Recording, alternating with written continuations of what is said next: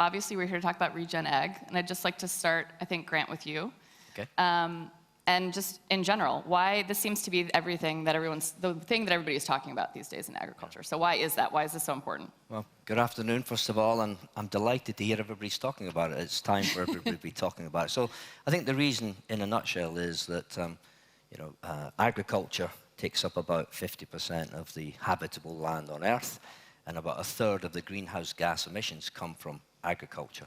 And we've got food. I think the food supply system is broken, and we need to interject quickly to fix it. And regenerative agriculture can be a big part of that. Planetary and human health join it together to fix it. So I'm delighted to hear that everybody's talking about it. Sven, anything you want to add on that too, and why you're focused on it?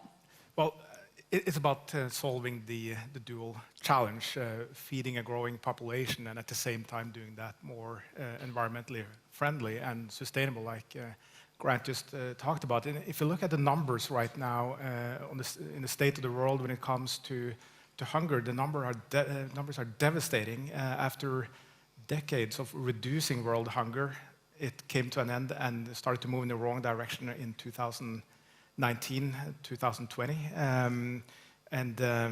partly because of COVID, and we see how fragile the supply chains in the world are for food supply, then Russia's war on Ukraine, and then we have an even bigger impact now with the climate. And right now, every 4 seconds, a human being dies because of hunger. The number of people that are facing acute hunger is about 350 million. That's double the number it was back in 2019. So we have to solve that, and at the same time we have to grow food more sustainably. Good news is, with regenerative agriculture, it's possible to do both.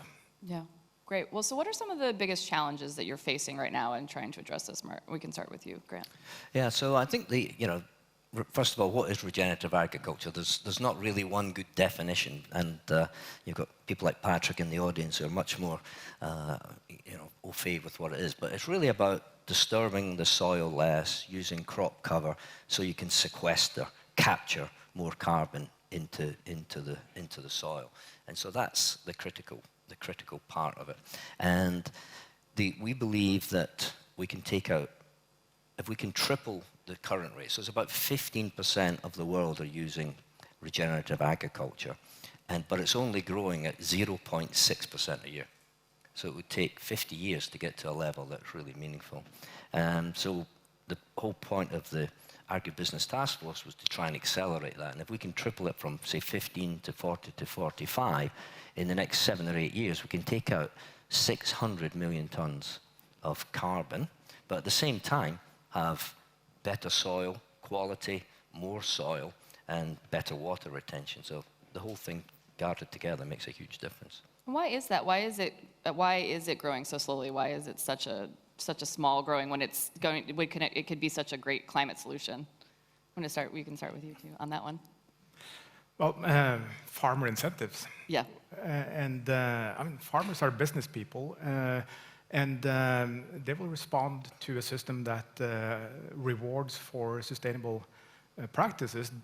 There's a lot of burden on the shoulders of the farmers already. None of them are waking up in the morning to thinking, how can I do damage to my farm today? It's the opposite. But over years now, we put more and more burdens, and they're less profitable, and we cannot expect that they will solve this alone. It's about the full value chain approach. And for us, we're in the fertilizer industry, and some might wonder, what's a fertilizer company doing here? Am I here to push more volume? But no, we're not. This is about the efficiency and the nutrient use efficiency of our products. And what is very interesting for us is that as a company, we have already reduced our emissions by more than 50% since 2005.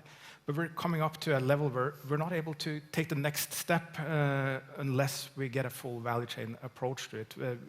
And I've been with farmers in Spain, US, Brazil, Rwanda, and so on in the last few months, and listening to them, well, they see that there are opportunities, but if it's not a system that rewards it, they cannot afford targeted techniques and technologies and precision farming with fertilizer. So then we need to connect that, and that's the what I find extremely rewarding in thinking the full value chain, that this is actually doable, but I mean, need to think holistically.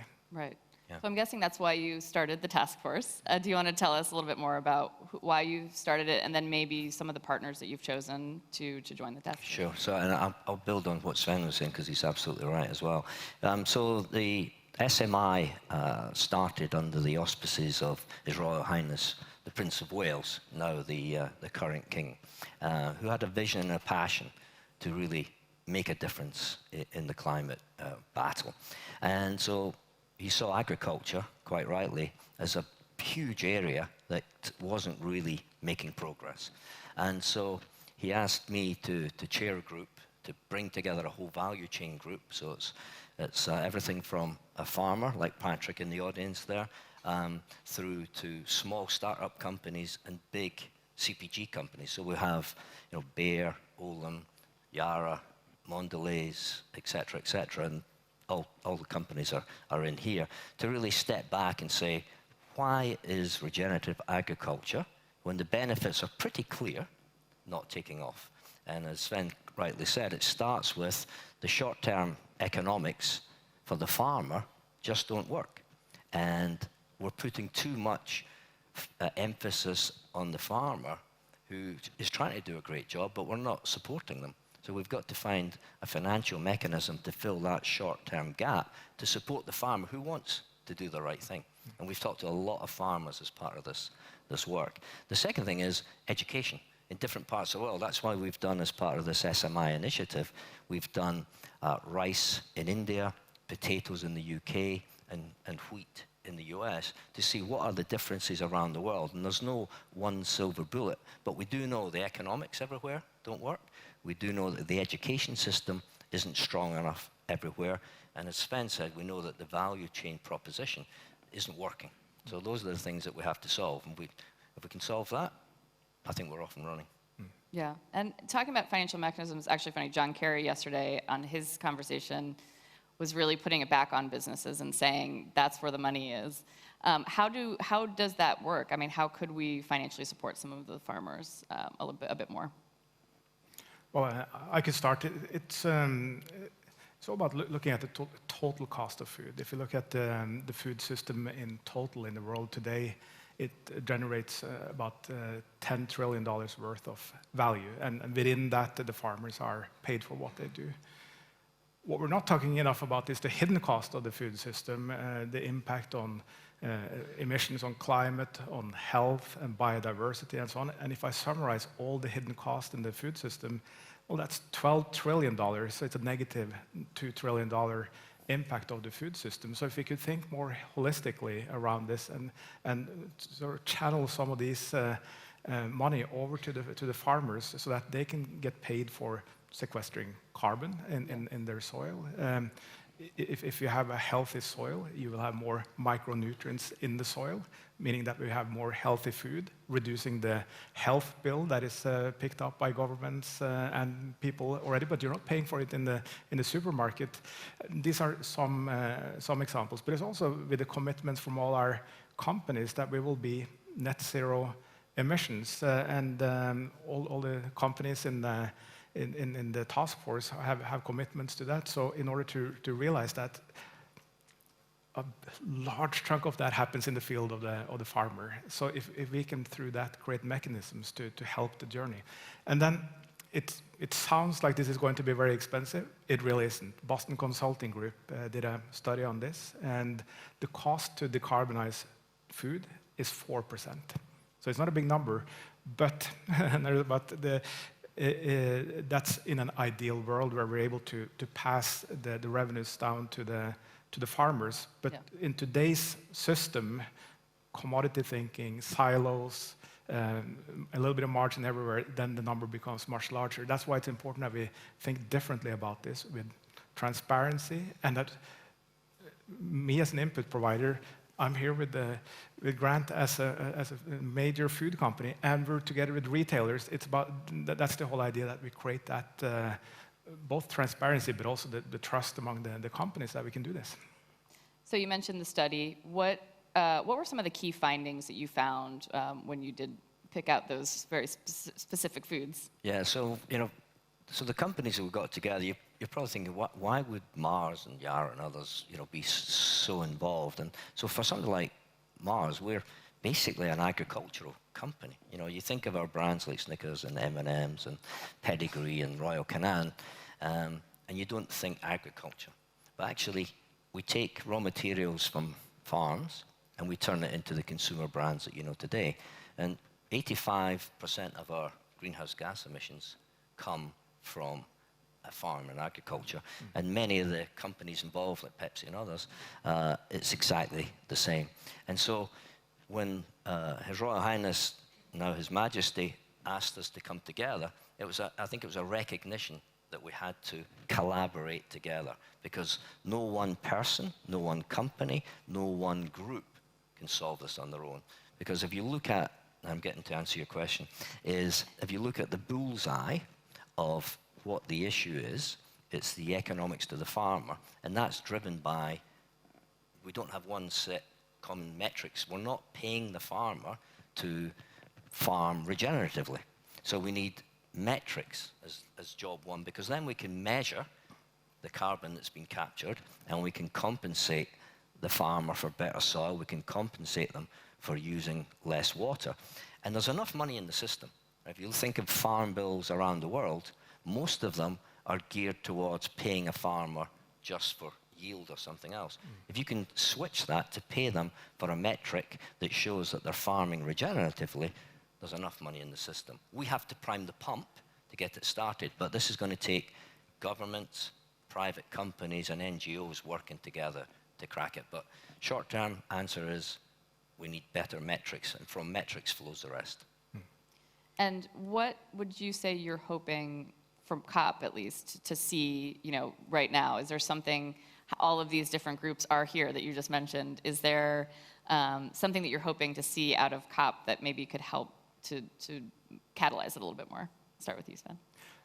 Absolutely, and look at the change already. If we go a couple of years back, food was hardly on the agenda, and it was a little bit more in Glasgow, and now it has a fairly prominent place, and it's one of the main discussion topics. And look across media now, and even with the UN Secretary General opening the General Assembly, talking about food and even fertilizer. So it is at the top of the agenda with world leaders, and it is very high on the agenda here as well. So that in itself is a major accomplishment. Now, then, do you also think that it's on the agenda as much as it should be, given that we are our first African COP? Do you think it's as prominent as it should be? No, even it's going to be hard to get me to agree to that, but I think it's moving in the right direction, and Africa has a very important role to play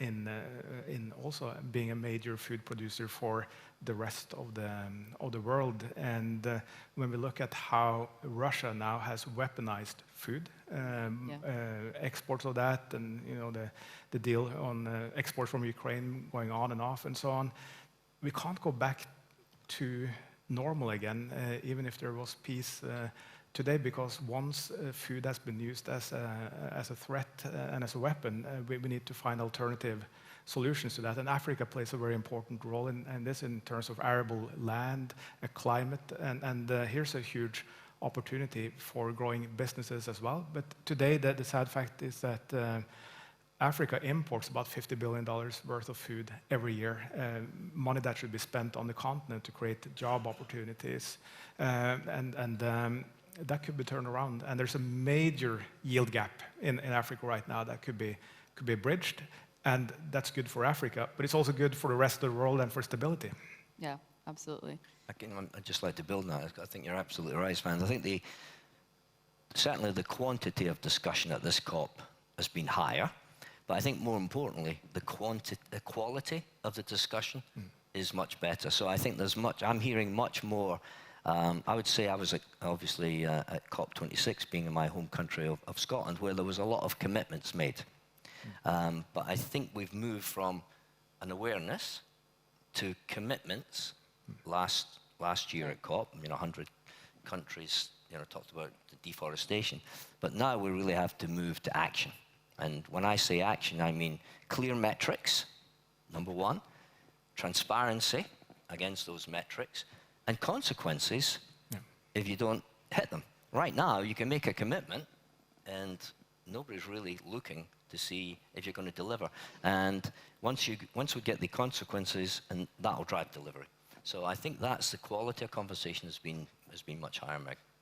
Yeah, I would agree. We actually spoke a year ago, so and so also on that note, do you feel like in the year since you have started this task force, have you been able to accomplish what you had hoped, and then dually, what are you kind of hoping in the next year that you can accomplish as well? So I think it's been amazing. We've had a group of CEOs plus their teams working on this. So we started a year ago on trying to find what are the barriers to make regenerative agriculture a no-brainer for farmers, and that was driven by His Majesty. And the group came together. We call it a coalition of the willing. And I tell you, I've been super impressed with the level of commitment, the level of drive, the sheer determination to deliver. And so in a year, we've put together not just a report, an action plan, that there are 15 or so things that individual companies can do right now, and there are 5 things that are going to take that uncommon collaboration. So I'm really delighted with where we are, but it doesn't stop here. This isn't going to do anything if it's filed in a cabinet. That's not going to save one life. Absolutely. And as you said, I think a life every 4 seconds, that's pretty sobering. So how can we take this, implement it, save lives, have better soil, and get towards a 1.5-degree world? If we can do that, that's pretty amazing. So that's the next step, is the action. So the groups agreed. We're very time-bound. We said 1 year, we haven't done anything, I'm out. And the group's been phenomenal. And we've said now for the next 6 months, again, time-bound, we're going to drive action. And that's what we're going to do. I'll let Svein add to that. No, I think it's quite extraordinary what's been done in a year, and we're past the point where we need to discuss about the emissions of the food system that is broken and we need to fix it. Now it's about being super concrete, and that's where I find the output from the task force, this report, it's really to the point, and it's with real practical examples of what we can do. And Grant's done a tremendous job leading this and holding us, the rest of us as CEOs, accountable as well. And I know that if we don't deliver on our promises here, Grant will come home to our homes and tell us that we need to improve. But that's what it's all about, with the urgency right now, and 7 years left to 2030. We need to be fully focused on implementation and driving this through the value chain. Great. So I didn't leave us a lot of time, but I did want to at least try and get one audience question in if we can. Sure. What is blocking expanding incentives to farmers? Yeah, so it's a combination. It's a combination of things. It's the legislation in certain geographies. It's about individuals playing their own individual part rather than taking a look at the whole value chain. And it's a bit like game theory. Somebody has to make the first move, and making that first move might seem like a disadvantage in the short term, but it's going to set the world free over time. So we have to do it. So I can only speak for Mars. We're going to pay the farmer more for those regenerative practices. And it was very inspiring to hear Svein talk yesterday as a supplier of fertilizer that he doesn't want to sell more fertilizer if it's been washed into the rivers and the oceans. That's very inspiring and a big change. Svein? Yeah, for me, the major block has really been having first the transparency, but then also the trust in the whole system. Because if you look at the history of agriculture and how farmers have been treated up through the years, I understand that there's a skepticism around this. And also as businesses, we're not necessarily trained that we should do open books and full transparency on this, but there's a realization among a lot of companies now, and enough companies to really make a difference, to show what is possible to unlock this. And we see good examples of what is possible here and how we can support farmers. So I'm optimistic on the opportunities here. Great, Svein. Grant, thank you so much for your time. That is all the time we have, but Thank you, everyone. Thank you so much. Thank you.